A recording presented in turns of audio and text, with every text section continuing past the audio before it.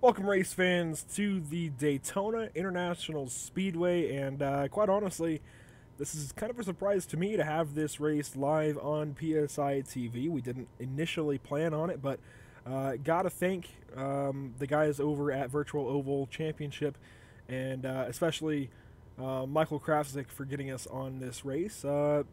Didn't plan to really, aside from about an hour ago, did we start to plan it. So it's pretty cool to bring this to YouTube. And again, this is the Daytona International Speedway. And as you can see on the screen right now, this is the Virtual Oval Championship. And more specifically, this is the VO Clash at Daytona. And qualifying just wrapped up, so I'll let you guys get started on the starting grid here, Ryan and Brennan. I am not in there yet. I will take over then. On pole, we have Gabriel Storer. Second place is going to be Eve Queezer. I'm sorry on that one. I don't quite know how we pronounce that. I'm sorry if I'm screwing that up. Third going to Tobias Sievers. Fourth to Robert Schweda. Fifth to Matthias Koch. Sixth going to Giorgio Ponti. Seventh to Kevin Adam. Eighth for Michael Krafzik. Ninth to Alexander Hurst. 10th is going to Carlos Sanchez. 11th, Daniel Adam. 12th to Harm Schmidt. 13th to Akos Bokar. He's the last one to put down a time. And then after that in the session, we have Michael Hammond in 14th. 15th going to Mark Kiss. 16th to Zalt Bailey. Another one. I'm sorry if I'm screwing that one up. 17th to Johannes Lehman. That rounds out the field on who we have here. Sounds good. Well, as I get that logo out of our way. Sorry, we had a bit of a moment there where I couldn't even get the right screen to pop up, so now we'll roll through the starting grid just so you can see the positions and the numbers here.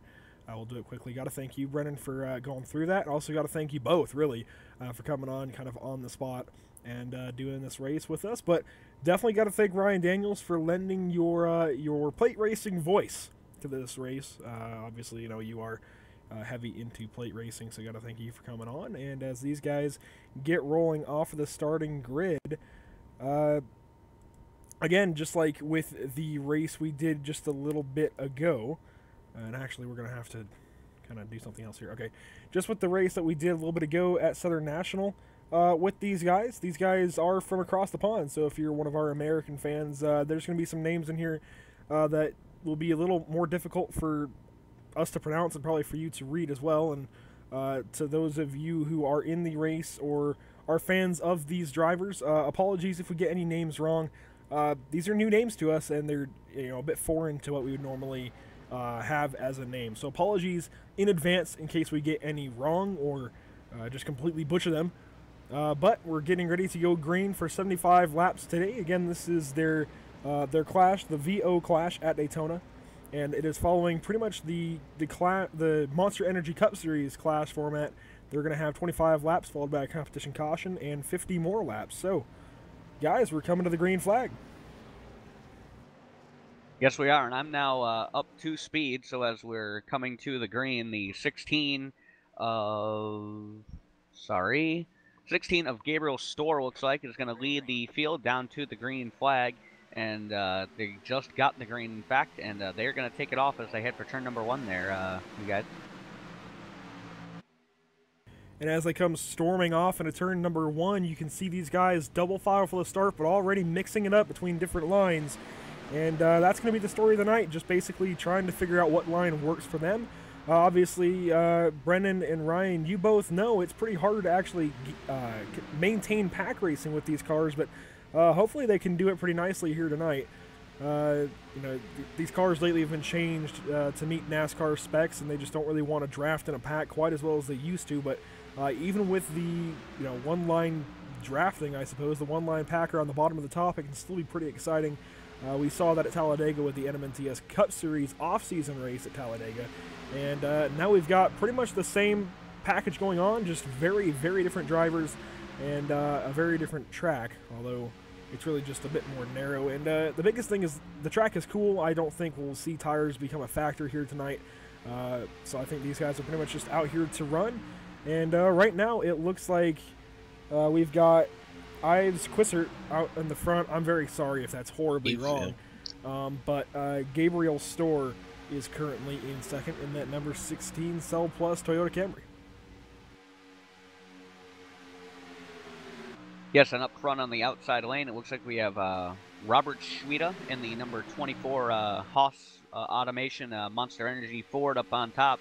And you mentioned these cars, Andrew, don't really draft that well side by side. As a matter of fact, with the most recent update, they have actually improved that, and especially here at night, I think we're in for a treat. We might be able to see these guys be able to race side by side here a little bit more tonight than we have in the past with these Cup cars. So I definitely agree with you. In the past, it hasn't been very good, but we were shocked by what we saw at Talladega. Perhaps with the night settings here at Daytona, we'll be in for the same sort of entertainment throughout the race. Yeah, and I think Brennan is probably the most foreign to these cars. I think Brennan just bought one of these cars a couple of hours ago so that he could do this race with us. But, you know, these cars, they don't really like to draft. And, you know, obviously, like Ryan just outlined there, they have been updated recently, so we could see some differences. Obviously, we're still seeing a 2x2 pack up in the front. Hopefully it stays that way.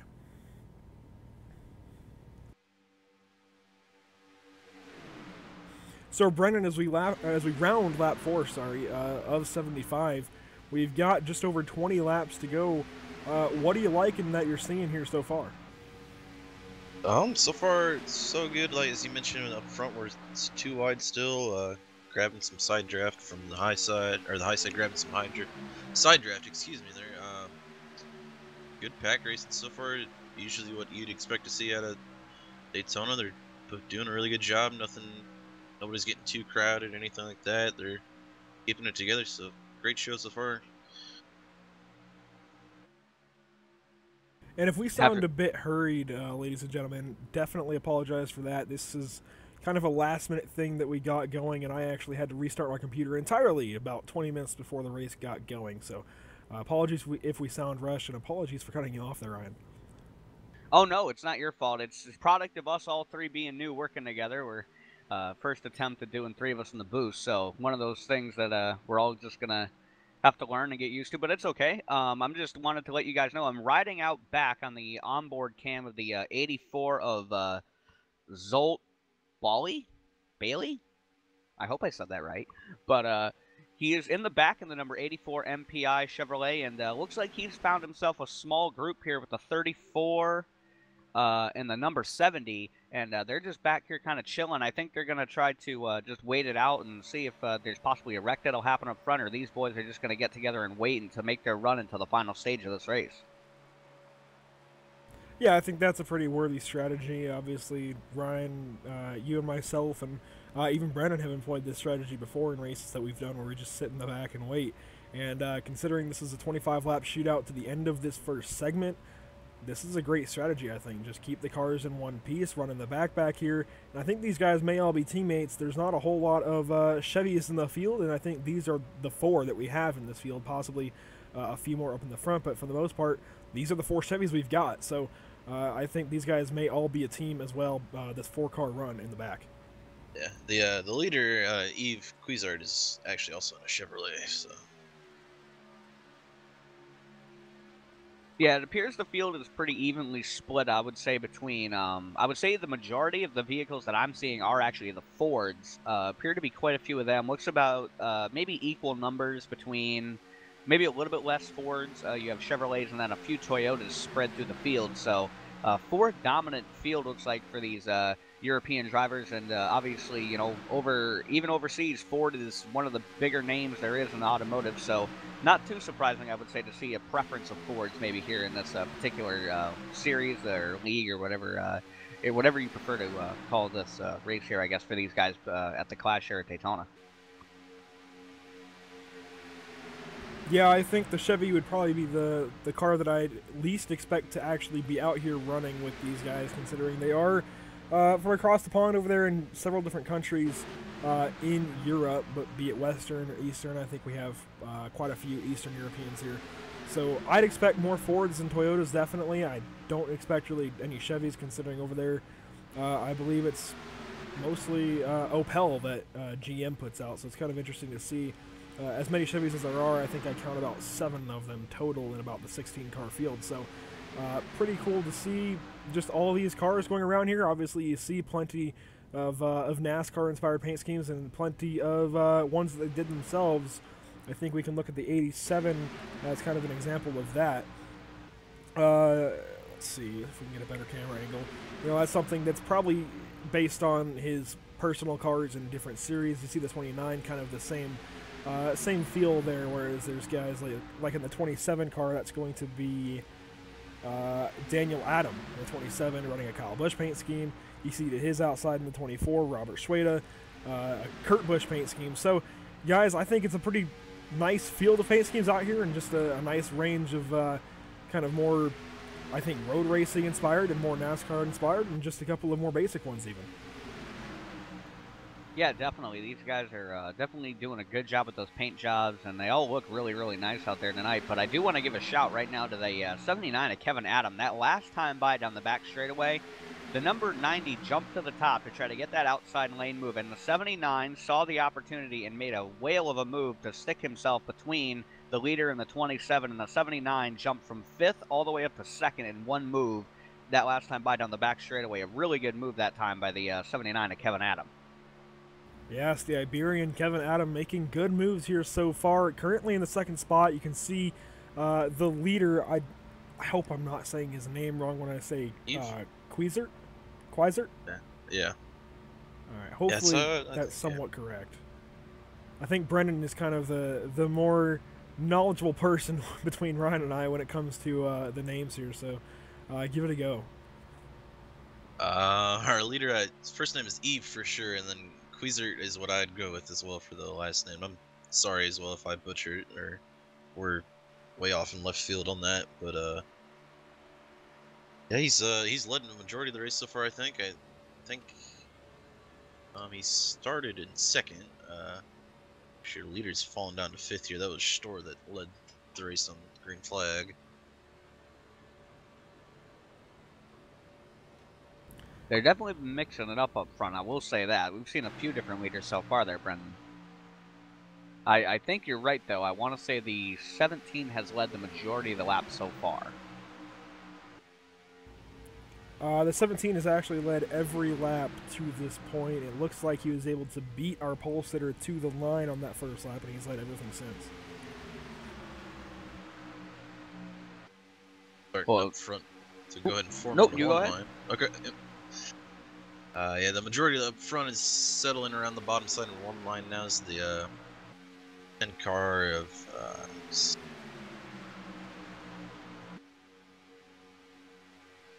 the 90, excuse me, of Matthias Koch is starting to fall back a little bit. Looks like he's gonna try and get settled in here somewhere. That high line is starting to not really work out anymore. There's nobody to really push up there. Yeah, it definitely appears the outside line is taking it more and more easy as this run goes on. But then again, with this being 2 stages, it might be safe to say as well, and I think you two guys can agree, kind of like Andrew mentioned earlier, these guys are probably going to take it easy this first segment with these first 25 laps, just save the cars, and then allow themselves to really race it out in the last 50 laps. Yeah, I wouldn't be surprised at all if these guys just kind of ride around in the back here, Brendan. Obviously, we already documented the 4 guys in the very back, starting with one of the guys that we got to talk a lot about in that Southern National Super Late Model race earlier, Brendan. Akos Boker, we got to talk about him a lot, as well as the guy right behind him, Mark Kiss. So it looks like those guys may be teammates in the back. And you were about to say something, I think, there, Brendan. I was saying that when we come closer to the stage here for that high line, you may see some people from the low line step out and try and get pushed up to the front, grab the stage points. I don't know quite if they run the league the same way with stage points or not, but probably be a really good strategy. Well, I believe this race is completely non-points, just considering it's based on the actual Clash. It's based on the real Monster Energy Series Clash, so I wouldn't be surprised if this is just a completely non-points race for these guys. That is a certain, obviously a good thing to think about, but I think these guys are just running out here for fun before their season actually gets started. But right now I'm riding on board with Giorgio Ponti. We talked about him quite a bit, getting into the battle for 3rd place almost in that Super Late Model race earlier as well, Brendan. So quite a few names from that race earlier rearing their heads so far here in this installment of the Virtual Oval Championship. And that's kind of our only base of familiarity to go on, so we'll probably be talking about them quite a bit throughout the night. Yeah, and a little bit of unsettling on the bottom line here up front has led Matthias Koch and the 16 and Gabriel Storr to actually really start to make a little bit of run on the high side here. They're starting to unsettle on that bottom line, as it said, so a little bit of action here, but it looks like they're going to get reformed up and going to start to pull away on them.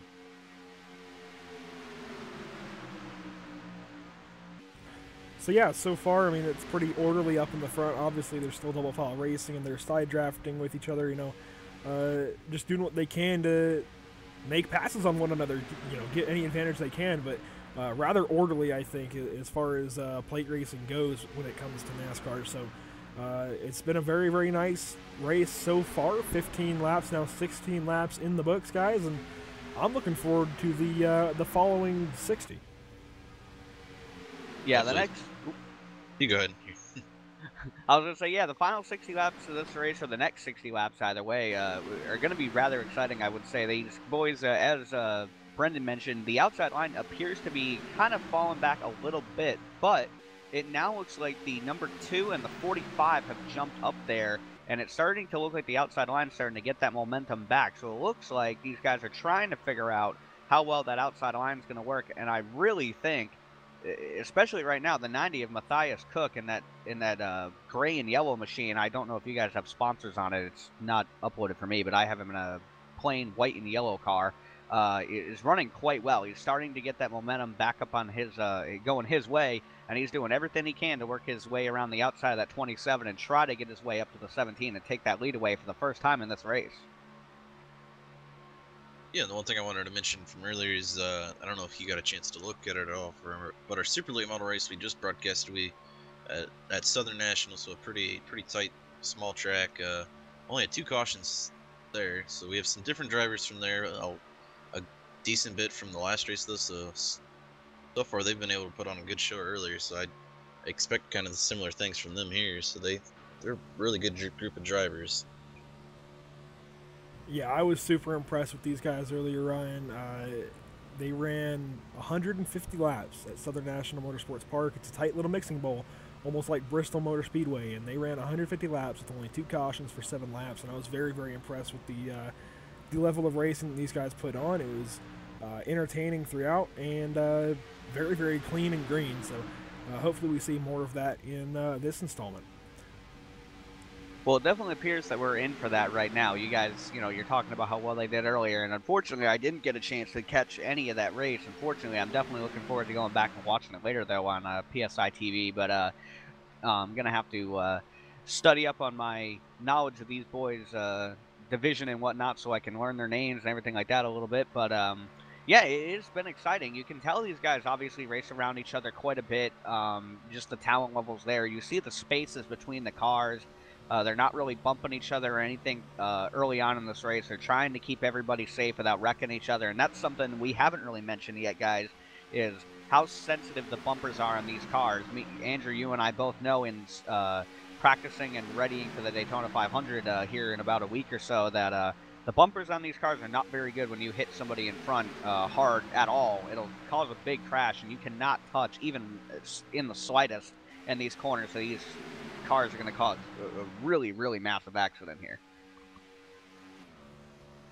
Yeah, to that point, these guys are being very, very careful so far. We saw very little use of the bumpers at Southern National, so I wouldn't be surprised. There's a big bobble there from the 27 of Daniel Adam. That was a great catch there through the tri-oval. He barely caught the apron, and it almost just went around. That was a great catch, but I think these guys are going to be reluctant to really get too aggressive with the cars, at least until the end of the race. It seems like they're more content in just finishing the race in one piece, knowing that they gave it their all and didn't wreck, than really going after these positions. And that's something I like to see out of these guys. It's definitely really, really entertaining to watch these guys. So far. And it definitely has, and as we continue to look back, I just happened to notice the 00 of Giorgio Ponti is falling back in that 00 machine, and looks like he's about to get caught up by the 36 of Johannes Lehman in the 36 machine in that 4-car group. They have about 10 seconds back on the field, so not too bad for that 00, and obviously still very early in this race, but not where he wants to be, I'm sure, when he was all the way up behind that main pack at the start of this run, and now he's fallen back into the clutches of the second group, almost right around 11 seconds back off the leaders.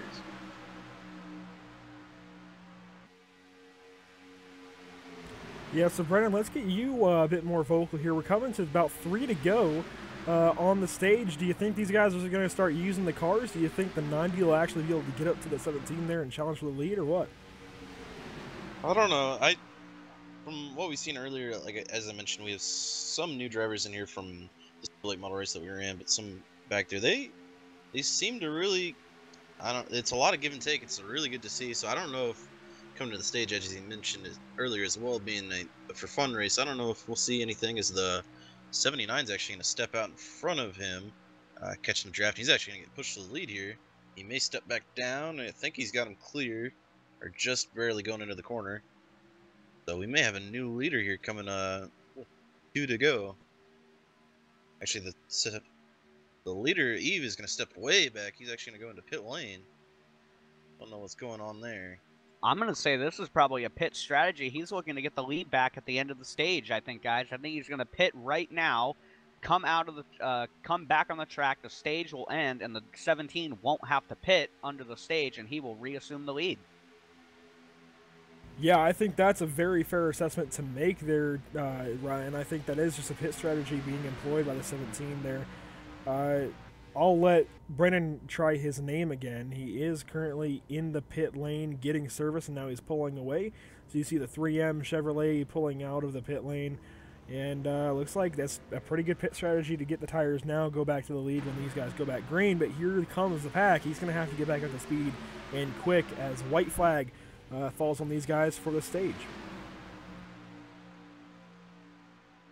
Yeah, the white flag out, and I'm going to hand it to Brendan here for the end of the stage.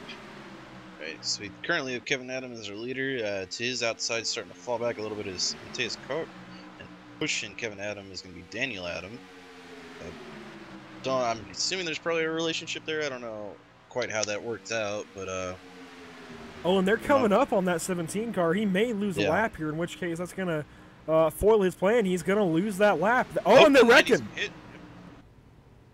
That's going to take out a couple of cars here. My God, that is a great job to save that.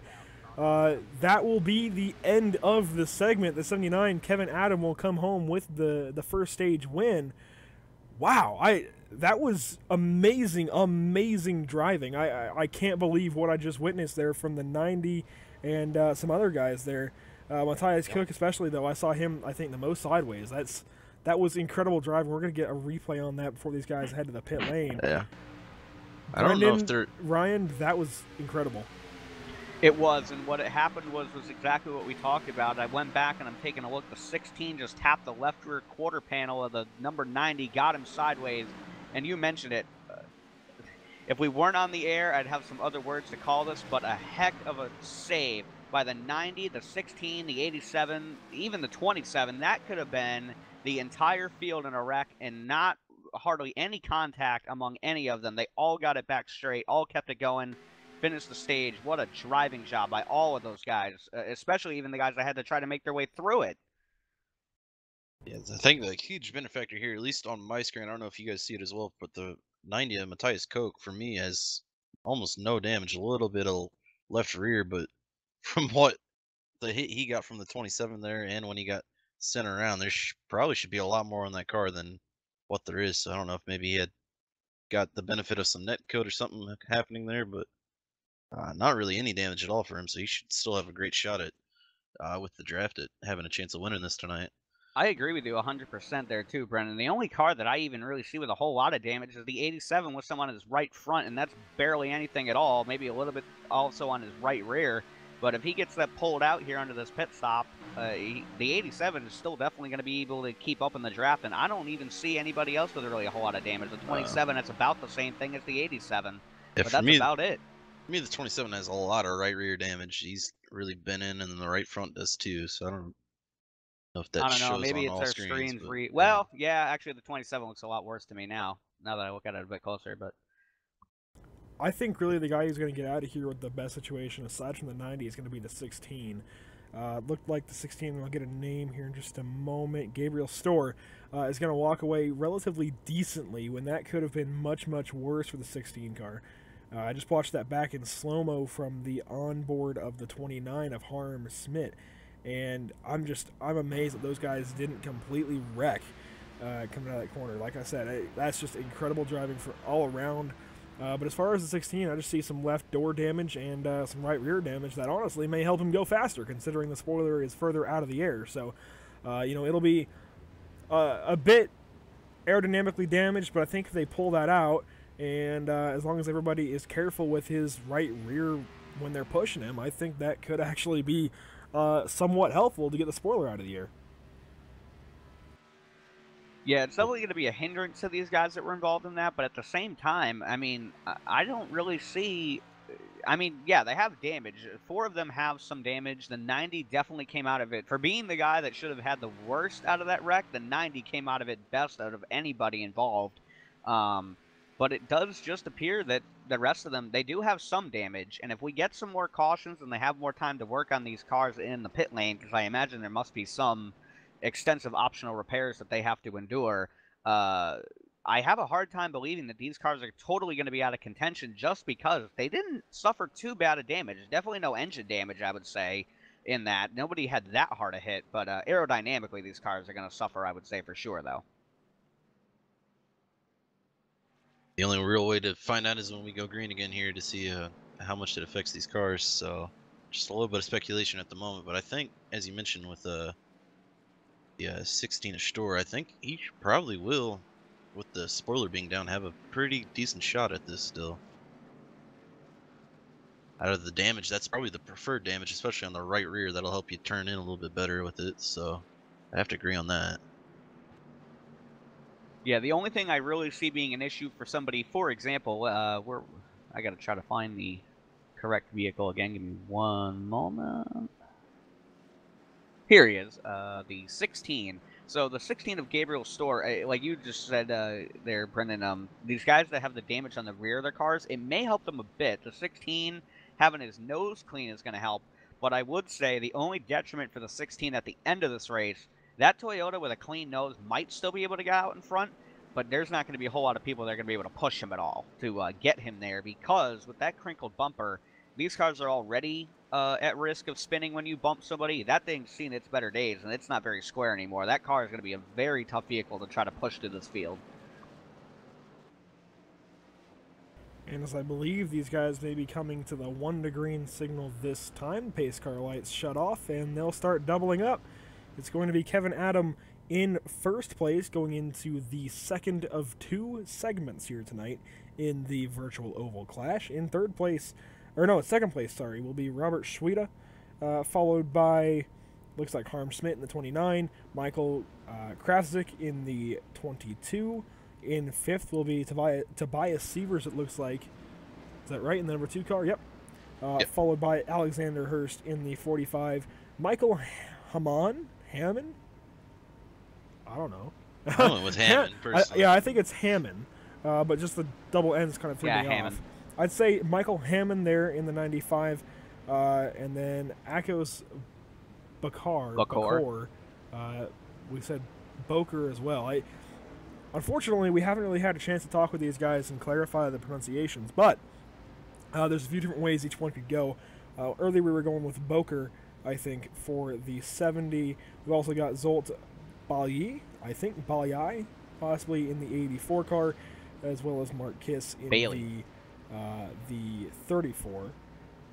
And after that it goes to Carlos Sanchez, Matthias Koch, Gabriel Storr, Daniel Adam, Giorgio Ponti, Johannes Lehman, and I'm sorry, how do you say the first name again, Brennan? Yves Kiesert. That one. Yeah. Again, these are some foreign names to us. Apologies if we get them wrong. or if we just sound downright dumb. But green flag back out in the air, and that's for Kevin Adam this time in the 79. He just won the first segment of the race, and he's off and away as your leader into stage number 2. And he got a really good jump off at start there. And the 79, we saw him that last run be able to make a couple of really good moves, guys, to get to the front. We saw the move he got to get himself behind the leader, and then to take the lead in the stage there at the very end. He also made a good move there just before everybody started wrecking behind him after the 17 bailed off. So the 79, now that he's out in front, could definitely be a force to be reckoned with, as the 29 is already all over his back bumper, trying to make sure he stays out in front as they head into turn number 3. 29 from this restart, he's kind of been all over the place. It's not really been settled in really well, so we'll see if that'll cause any drama here coming up.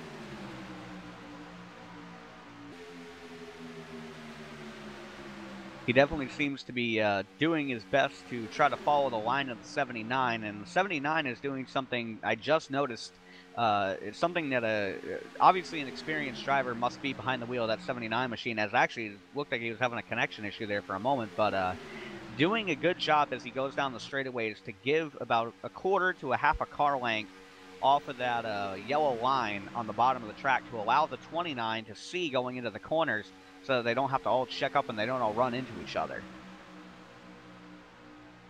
It definitely helping the guy behind you to see where the corner's coming at, because if not, you just got to kind of trust the judgment, and that, as you mentioned, can lead to wrecks happening.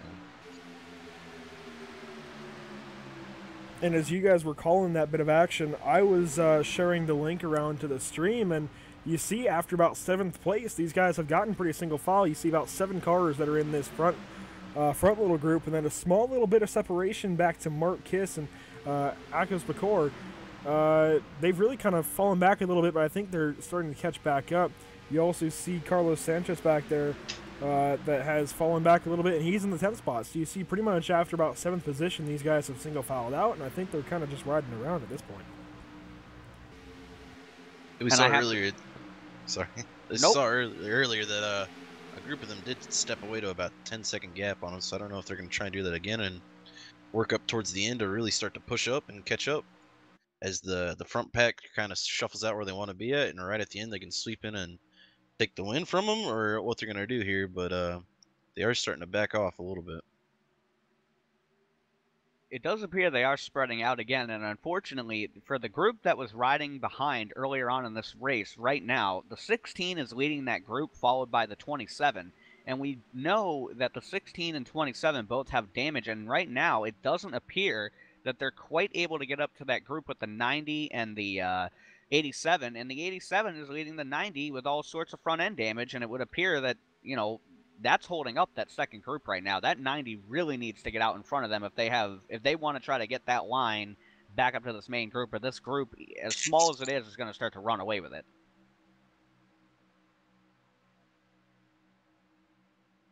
Yeah, I mean, I'm not so sure that I like the strategy by the guys, starting with the 87, working your way back through the 84, and I think possibly the 17 back there as well.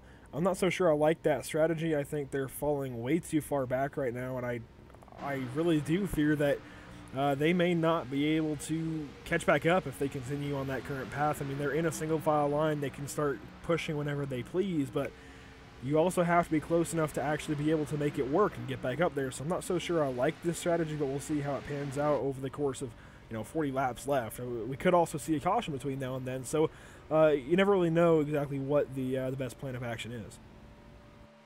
You never know until it's just that time, especially at one of these tracks, and unfortunately, you're right, Andrew. It is that situation, but a saving grace for these guys that I've noticed, they are starting to double file up again in that front group.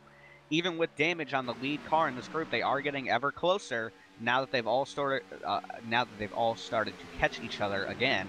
So they may not have as big an issue catching this line, and I'd venture to guess that 90, if he is ever able to push that 87 to the group, that 90 is going to have to try to get in front of the 87, because I can't imagine that the front end damage on that car is helping them catch this group at all right now.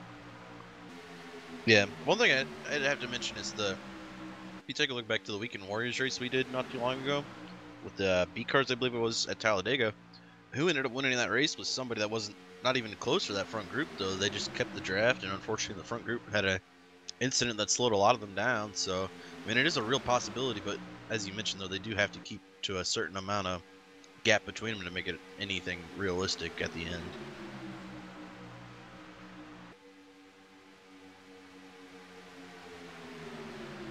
Yeah, they definitely have to do what they can to get back formed up. And again, they're not really losing too much time right now, and they could very well just be hanging back right where they want to be. We could be reading way too much into it this early, but obviously with just under, I want to say 25 laps to go now, these guys' business is going to have to start picking up. And when we get down to about 15 laps to go by our lap counter, essentially that's about 10 laps to go in this race, because if a caution comes out with 5 to go, there is no overtime here on iRacing, so there's going to obviously have to be the consensus that you get down to 5 to go, you have to race like you're racing for the win, because if the caution comes out, it's over.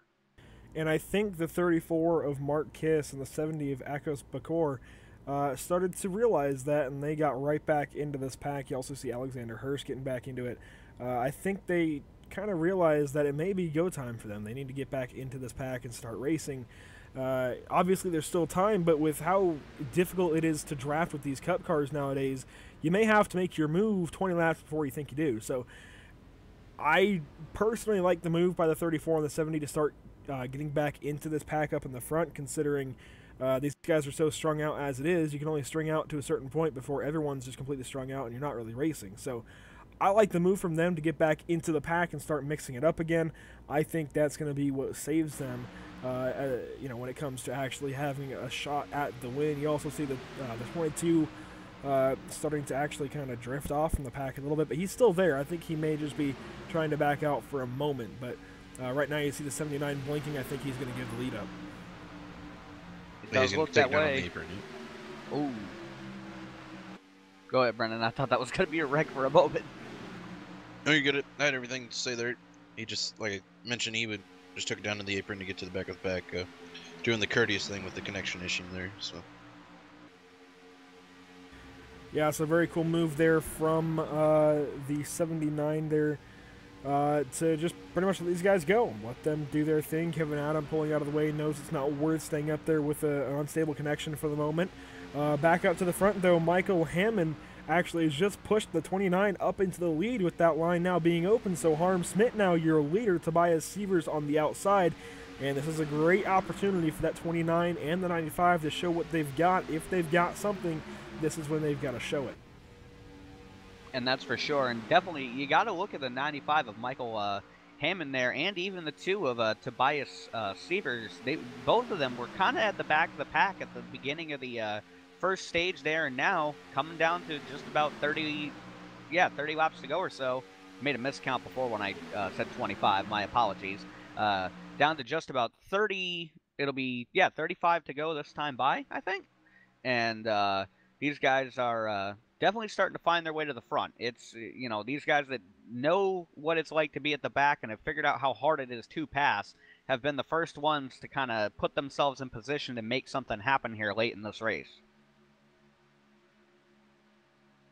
Yeah, I think this is when we'll start seeing guys kind of flex some muscle, see what they've got, get up there and make some moves, see if they can actually work through the pack. That way they know if they have to keep pushing at that point or if they can lay back, and then come back later. I think this would be when I would want to, if I haven't already, see if I can go through this front pack, go from pretty much where Michael Classic is, and work towards the lead. If I can do it quick, then I'll want to lay back again. If I can't do it that quickly, then I'll want to stay there because it's going to be too much time to use up getting back to the front than it's worth. Yeah, that's for sure. And we notice now as well, the second group is actually starting to gather more cars than the front group. There are 7 cars in the second group and I think 8 in the front. And the second group is all single file. So once more, if they could get a car, I think, honestly, and I'm not saying this anything against the 87, but they really need a clean car out in front of that line because they are not able to catch him. With those numbers, they should be right on the back bumper, I would say, of this front group. And they are having a heck of a time. 3 cars pushing each other down the back just to keep that 87 the distance he is behind that lead group. Yeah, I think these guys definitely could benefit from getting that 87 out of the lead of that back group there. I think it would benefit them a lot, and I think, you know, you're totally right there, Ryan, that they would catch right up, but they could also be, you know, stalling, wanting to stay back there. And you also see a couple of these guys, the 34 and the 22, now starting to fall back to that back line of cars, really, not even a pack, but a line of cars in the back. I think they may be wanting to stay back there. I think they may send something up in the front. As we were talking there about that, the 95 has taken the lead from the 29 of, Harm Smith. So Michael Hammond back into, actually in the lead for the first time all night, while Tobias Severs is still battling on the outside to try and get a lap or two led. But Brendan, I think it could just be in their strategy to stay in the back. What say you? Yeah, and actually, we just had the 87 catch up to the 34 and the 22, so they're going to make a really good line here. And as Ryan mentioned, they do have some clean cars up front now, so there might be a chance to push up there and grab the lead. I don't know if that was strategy, maybe with teamwork or something to pick up the 87 and try and form up that line, or what they're doing there, but they are starting to pull up. But the 87's not quite able to keep up with them, though, it looks like. What sucks, though, for these guys is exactly what they just did through turns 1 and 2. You saw the 79 and 90. They pulled out to the side, and they ended up having kind of a three-wide battle there. And that's exactly what you can't have if you're running this kind of pack. And I think Ryan was probably going to touch on that, so apologies there. But, Ryan, you know as well as I do, you can't do that if you're trying to form a line and get back up to a pack. No, you can't. And what I was going to say was in Brendan's, to prove Brendan's point there, the 22 and 34 were side-by-side about 2 laps ago, and for some reason, I don't know if they had to check up or if something happened in front of them, but they were side-by-side and both lost that front group at the same time, had fallen back to just in front of the 87, and when they did, that second group got such a run on the duo that was tandem in front of them that the 90 went to make a move and got hung out, and that's when they all went 3 wide, and now the 90 of Matthias Cook has gone from being third in that line to all alone about a half a second back from that line, and that could be game over for him if he can't catch up here in about a second, because he will lose the draft for sure. And that line has now gotten reformed up, and if they can get the 87 back to the back of those other 2 cars, this line will catch that front group of 6 in about a lap. Yeah, and what we could be seeing here now is possibly Mark Kiss and Michael, sorry, I keep blinking on his name, Classic, right? Krafsic. I don't know why I keep blinking on his name. I was saying it a million times earlier, but I think Mark Kiss and Michael Krafsic might be seeing that, and they might be trying to get the 87 of Carlos Sanchez up there so that, you know, the rest of the guys behind them will naturally catch up given the draft and how it works. So that could be the plan of the 22 and 34 currently, because you see they're not really making progress now when they were before, so they may be trying to wait up a small bit, try and get the 87 and 16 and everyone behind them caught back into this line and possibly form just this monster line to actually go catch these guys ahead of them. But they have to do it quick, because obviously, you know, we don't even see the leaders in frame now, whereas before we did for the most part, and we're barely seeing them in frame at all now. So they've got to be careful with what they're doing here, but I think down the straightaways it's starting to work a little bit. I just don't know if the 87 is the best car to have in that position right now. Yeah, and to once again to reaffirm the point on the 87, what I've just noticed now is the 22 of Michael Krafsic also has front end damage to his right front. So every single time it would appear that these guys are trying to catch these groups, unfortunately, even the slightest bit of damage on these Cup cars must just be affecting them horribly, because this is a massive line of single-file cars. They should have no problem catching this group, and they are having a heck of a time, still stuck over a second back with the 22, trying to reel in that front group. And I just think even the littlest bit of damage is killing these cars right now, to be fair. And real quick, back to the leaders. Tobias Severs is now your race leader. He just moved up into the lead about a lap and a half ago, and he led the last time by. He's now in the lead pretty much uncontested for the moment. We see Michael Hammond just pushing him, and it looks like Robert Sueda is trying to make something work. Oh, contact through the tri-oval.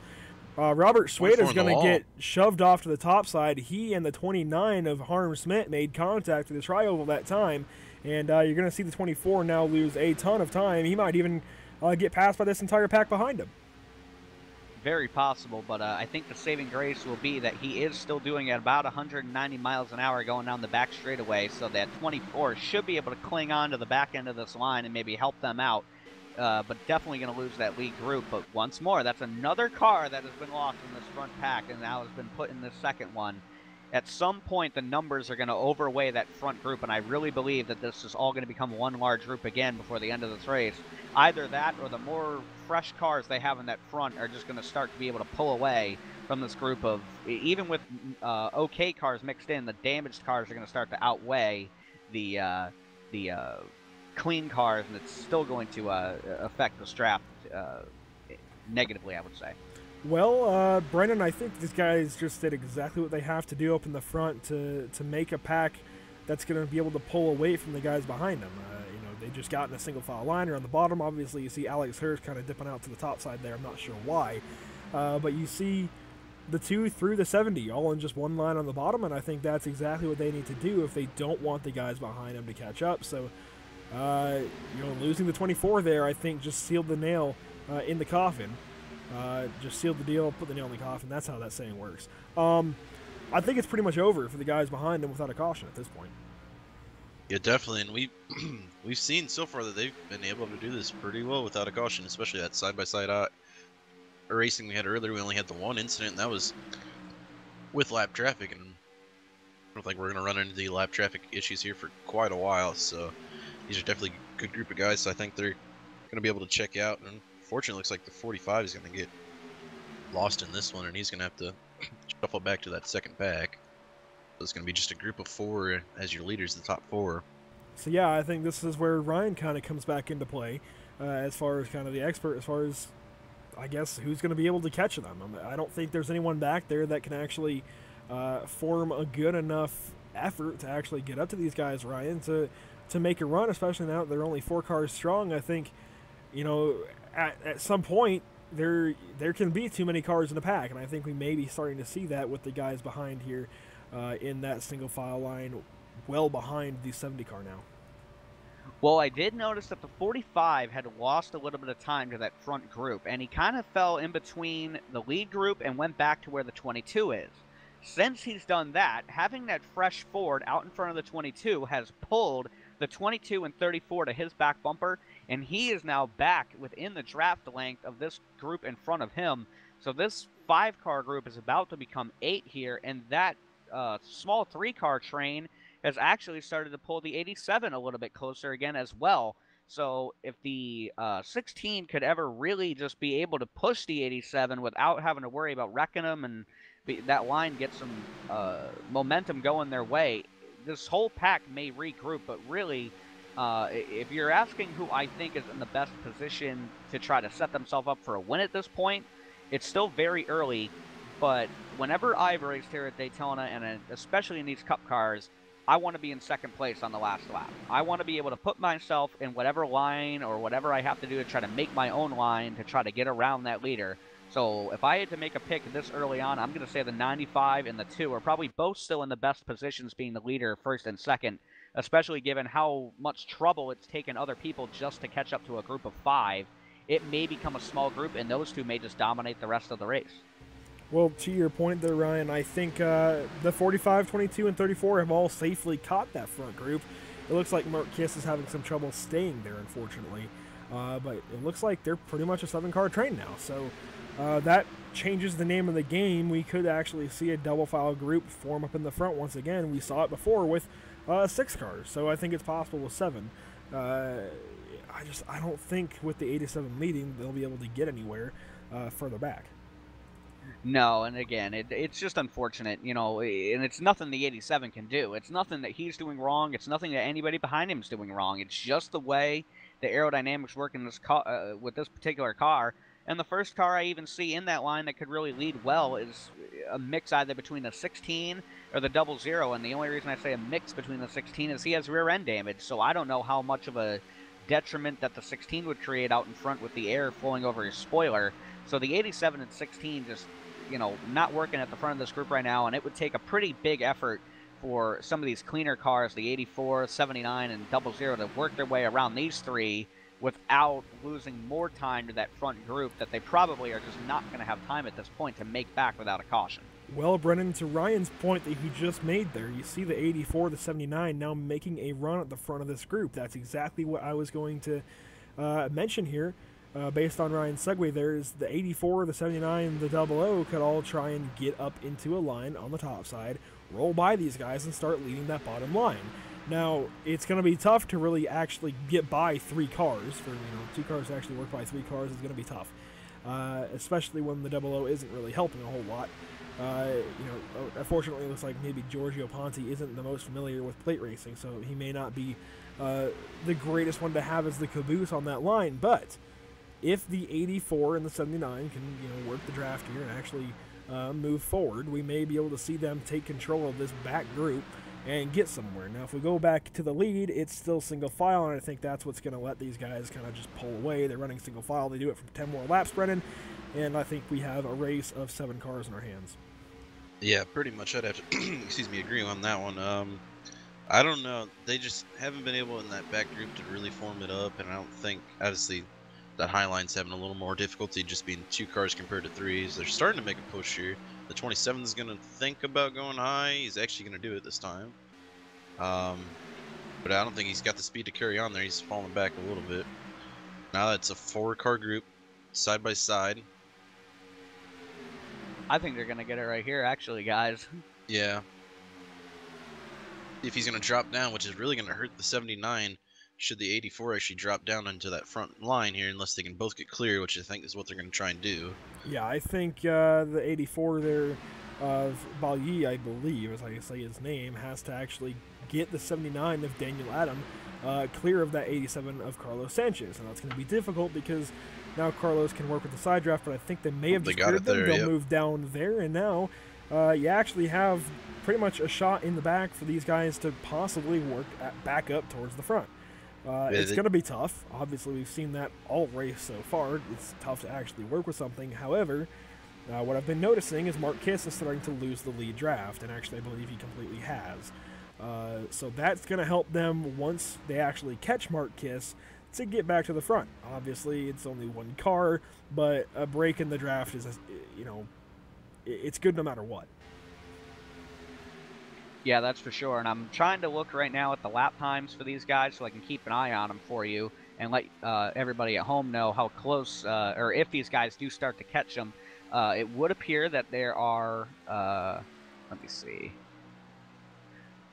This group appears to be 6 cars deep, and that would mean that if they can catch the 34 of Mark Kiss, that's going to put them at 7 cars, and there are only 6 now in the front group. So it's an even group between the back one and the front one, and then you have the 1 car in the middle that could really sway it either way. But that last time by, the second group was 3.4 seconds back, and when we get back to the line, I will let you guys know how close they are as we're coming to 15 to go next time by. And I'm going to go to a camera that I didn't anticipate actually using. It's very hard to see what's going on. However, when these guys exit turns 3 and 4, I want to turn your attention to that strip of a short chute.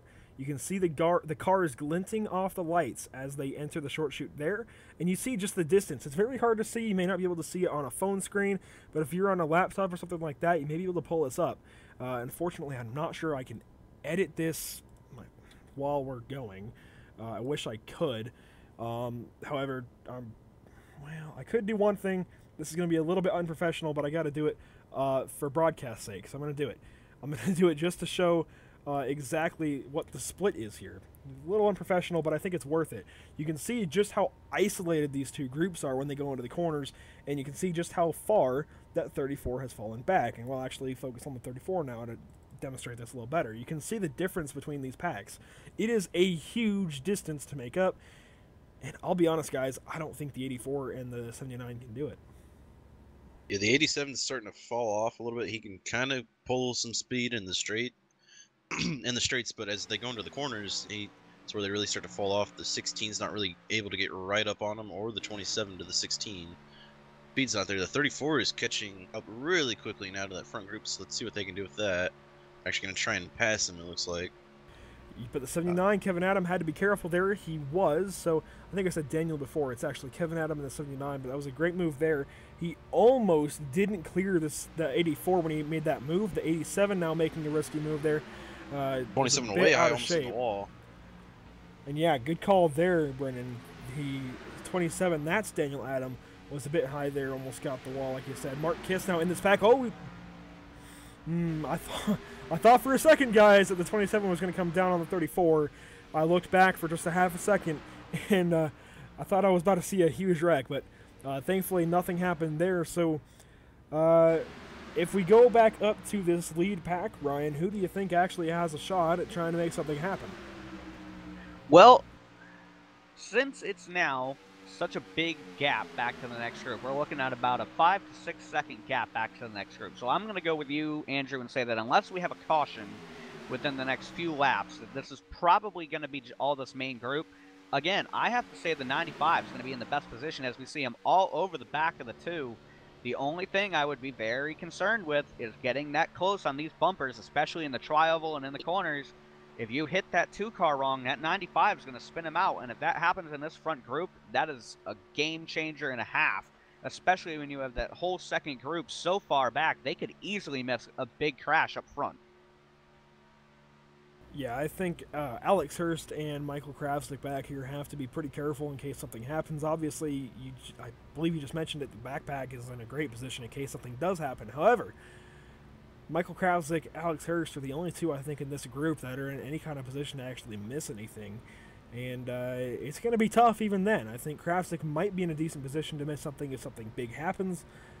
But then again, you have to consider, as I go to the onboard camera, we'll try and show you just how little you can see.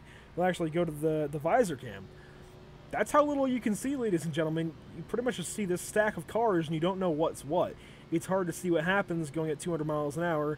Especially when one little difference in speed can bring a car right onto your front end in a split second. So, Ryan, Brennan, you guys know it.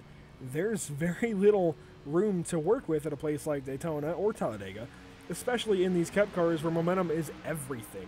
I don't know if these guys will be able to actually make a top line work. Obviously, Kravsik has damage. We've documented that. I think the 29 may have a little bit of right rear damage. And, oh, I actually totally forgot. These guys may have to make some pit stops. That's actually, I don't know how I forgot about that, but they may actually, yeah. I mean, they ran, I think, 35 laps so far, so... 40-lap fuel window. Oh, my gosh. I don't know how we missed that, but... Oh, the 84 just hit the wall on the pit lane. 87 actually tried to make it down pit lane, but he locked the brakes and had to stay up on the apron, so he's under speed and missed his pit window here, so that's going to really hurt him on top of the damage he already has. All kinds of pit stop mayhem, I guess, really. The 34 is going to get out nice and clean. Looks like Mark Kiss is a bit more comfortable than possibly the rest of these guys when it comes to pitting under green. You see the 24 now rolling by, and I think here come the leaders as they roll through turns 1 and 2. Mark Kiss has to be careful not to go up in front of the leaders, but I think this doesn't really change much because I think really it's going to come down to, we see Mark Kiss actually, I think, only took some gas, maybe 2 tires.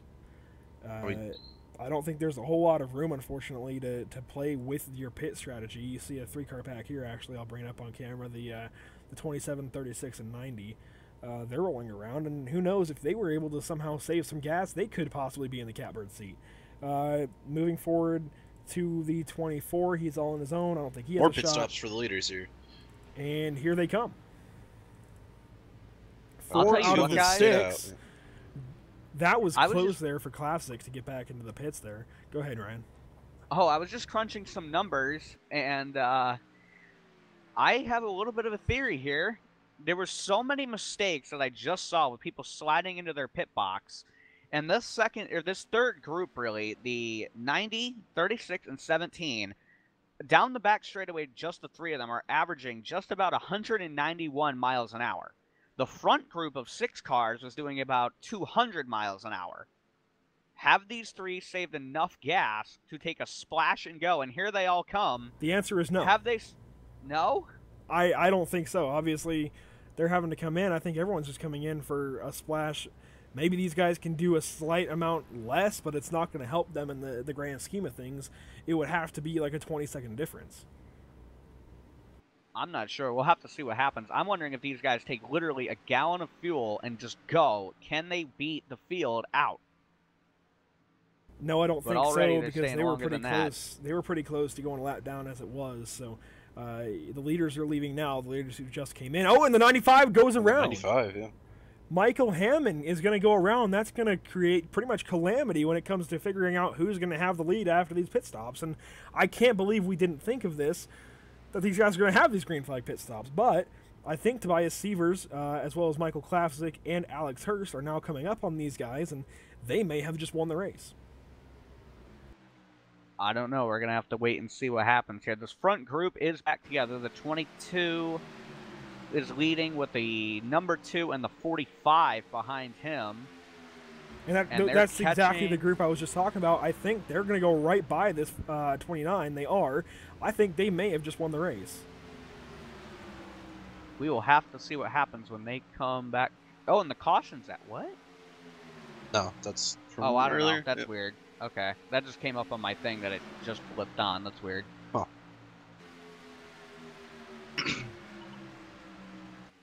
I think now this falls into the hands of these three up ahead. These three Fords, Klafzik, Sievers, and Hurst, I think they now just put themselves on the podium. I don't see any way that anyone's going to be able to beat them. Everyone else is too far back, and even Hurst is starting to lose the draft. So a two-car tandem, I think, is going to pretty much just drop the 45 if he isn't perfect with his draft from here on out. I think we're looking at the top 3 of the race, and the top 2, I think, is going to come down to the 22 and the 2. Unless navigating through these cars coming up ahead, they have any issues or anything like that getting separated, that would be the only thing that I think that's going to slow them down. Actually, the 22 blinked a little bit there with some connection. 45 making a run again, back up. And I'm looking through the field at some of these other groups. You see pretty much tandems just throughout the field. The only other 3-car pack I really see is the 16, the 27, and the 87 there. You see Store, Adam, and Sanchez in that group. You see further back Balyi in the 84, as well as looks like Schweda has picked up Yves Quizert and the 90 of Matthias Cook. Further back, Johannes Lehmann has actually fallen back from them. It's really just these two, or these three actually, up in front, who are an organized group, and they're moving forward, and obviously they're quite a ways ahead of 4th and 5th. They are coming up to navigate up to the 90 in some lap traffic. He is going to give way, but then there's a 2-group tandem right in front of the 90 here that may cause some issues. Well, the only thing that I think this could do, honestly, Brendan, too, and to prove your point with issues, I guess, could be the 45 now is going to have more help behind him. Do any of these guys just go with a line and just help push? Well, I think Michael Klafzik just answered your question. He's going to go to the top side, but Alexander Hurst still on the bottom. He may try and work with the 17 and 24 and roll by the 2, Thomas Sievers, and I think, or Tobias Sievers, sorry, and that's exactly what he's doing. Tobias Sievers now will lose that spot by a nose, and I think Michael Klafzik just had an issue. We could see now Alex Hurst pretty much roll away with this.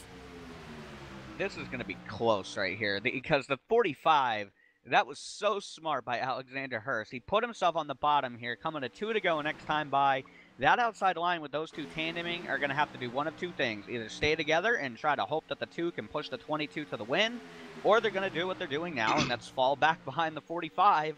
So the 45 is now stuck himself right in the middle of a group with 2 lap cars in front of him who are just racing each other. So the 45 might have just put himself in position to win this thing, guys.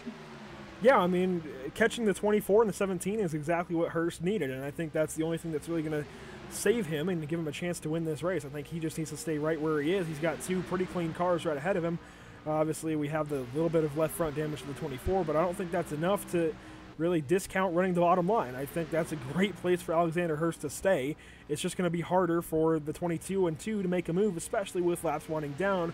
We've only got about a lap and a half to go. Definitely. The only thing I could see, and I wouldn't think he would do that, is the 45 steps out maybe. Try and block a move from the 22 and the 2, and in that case the 22 and the 2 could just slip in underneath and just let him sail there. But I don't think that's going to happen. He's got it pretty cleared. Yeah, I think if I was Alexander Hurst, I'd stay right where I am right now, Brennan. I don't see any downside to staying there. Obviously, you have the draft help, whereas now the 22 with the damaged front end gets into clean air, and he's dealing with the brunt of the draft. So when it comes to adding, actually, the 24 just stepped out. A lap car is going to play, a lap car is going to play catalyst here in the end of the race. I don't know if he's blocking or trying to help, but he's certainly not helping at the moment. Alexander Hurst now has a car separation, and Ryan, this could be the nail in the coffin for the 45. It could be, but here comes the run on the outside. That 24, I think we're right. I think the 24 went up and helped the 22. He's going to pull the outside line, and 3-2 on the inside. It's going to be a drag race for the second row as they come to the start-finish line. This is going to be an insane finish. Now, remember, ladies and gentlemen, we're not watching the 17 and the 24. We're watching the 45 and the 22. Currently, the 45, I think, has the edge down to the start-finish line. It's going to be Hurst. Hurst. Wow. Yeah, he wanted him. The 24, I think, stepped out too soon. And apologies for the skips there in the frames, but Alexander Hurst is going to walk away with the win in really a crazy Daytona finish. 3/100ths of a second for the win. Yeah, I think the only thing they had going there was the 24 on his draft, and he pulled it up and hit the wall actually, and just gave the 22 a lot of the dirty air there, and that did not help. No, if he had stayed in line, I think the 22, it might have been down to a few thousandths had the 24 stayed in line, and unfortunately, I think you're right. I think because even the slight damage on the front of that 22, the second it got air on it, might have just slowed it up that tiny bit as they went into the tri-oval, and that's your 3/100ths of a second difference right there. But a whale of a job by the 45 to get to the lead there, guys, and I would say kudos to him on this win, because that was all just racing smarts there, putting himself in the right place at the right time. Yeah, that was all just knowing what to do in the draft, and I don't know many Americans that could have pulled that off as great as he did, quite honestly. I don't know anyone outside of the Monster Energy Cup Series or possibly the NASCAR Xfinity Series, with the exception of a couple of guys in the Truck Series. I don't know of anyone aside from a NASCAR driver, essentially, in America that could have done that quite as well as he did.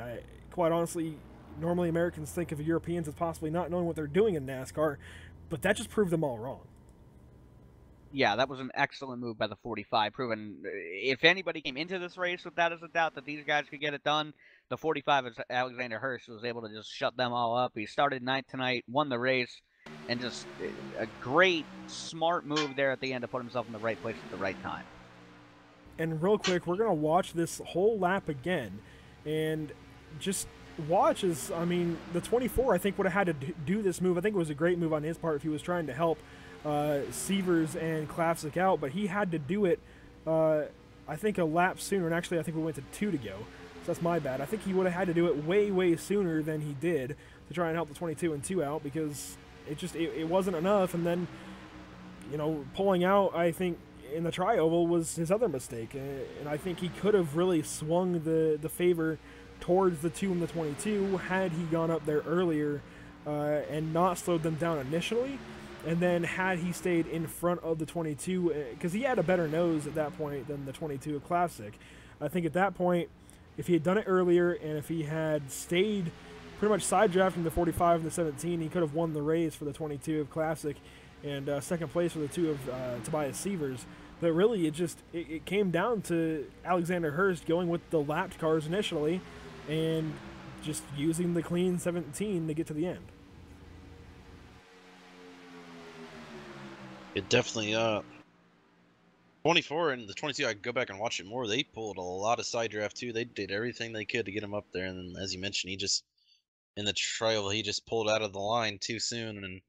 Or in general, I wouldn't think he would want to pull out of the line there at all. There was no chance for him to clear the 22 to clear the 24 at all there. So he should have just stayed in line, and I think we would have had a different victory. We're going to watch the finish one more time here in slow-mo. Watch how close it is. It's not the greatest angle, but watch how close it is for the 45 and the 22. Just that whole pack was very, very close. Obviously, they ended up separating a little bit once the air got back onto the 22's front end, but still a very, very close finish in terms of really just any finish, especially at Daytona.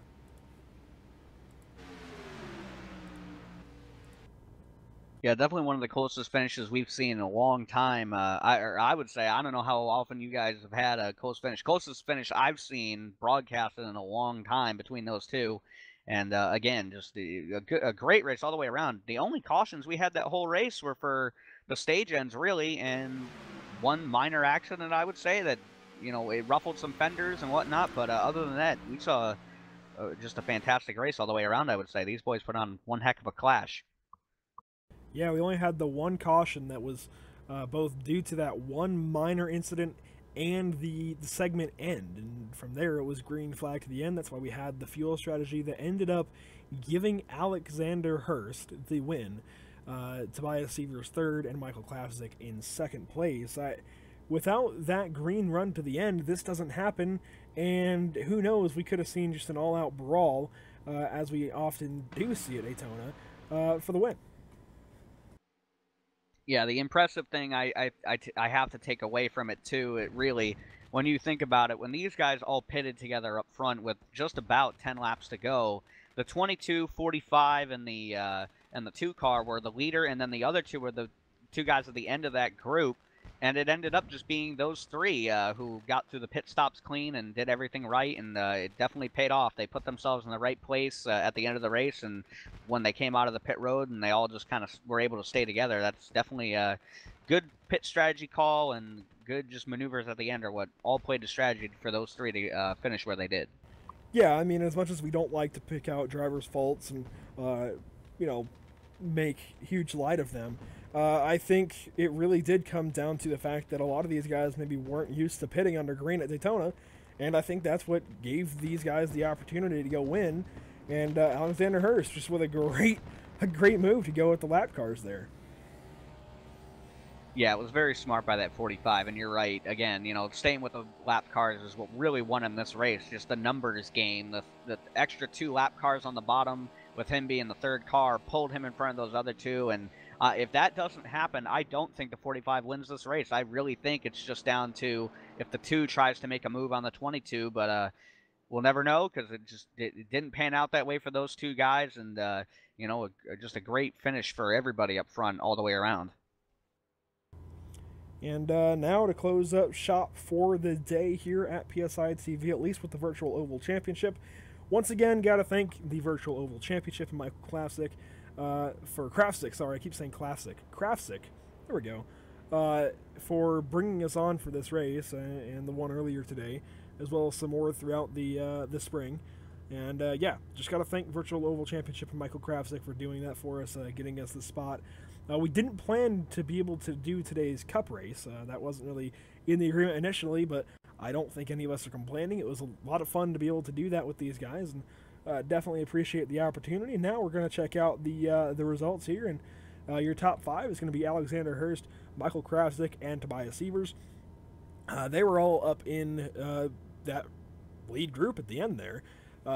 Further back, it was Harm Smith and Giorgio Ponti, who ended up taking home 5th place.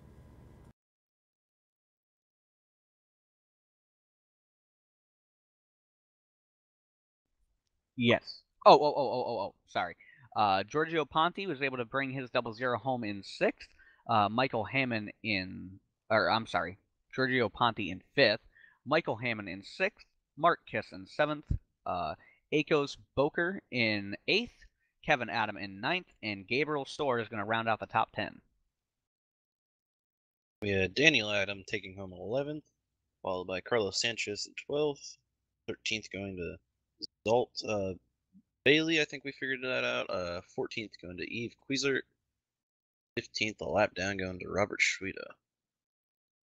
And to finish off the 17-car field here tonight, Matthias Koch is going to take home 16th position in the number 90, 1 lap down, followed by Johannes Lehmann in 17th. And that's your 17-car field here from the Virtual Oval Championship Clash at Daytona International Speedway. This has been PSI TV, and with our second YouTube stream in, I think, ever for PSI TV. So gotta thank, like I said, Virtual Oval Championship and Michael Krafzik for bringing us on for some races here in the Virtual Oval Championship. Normally we'll be doing the D-Class races, the Super Late models, at some of America's finest short tracks, but today we also got treated to the Daytona Clash here, and I enjoyed it fully. So got to thank these guys for bringing us on.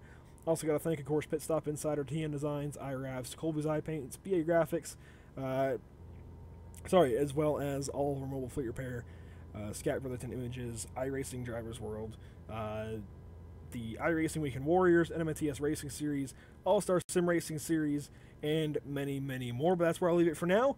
This has been PSI TV on YouTube. And yeah, have a good day.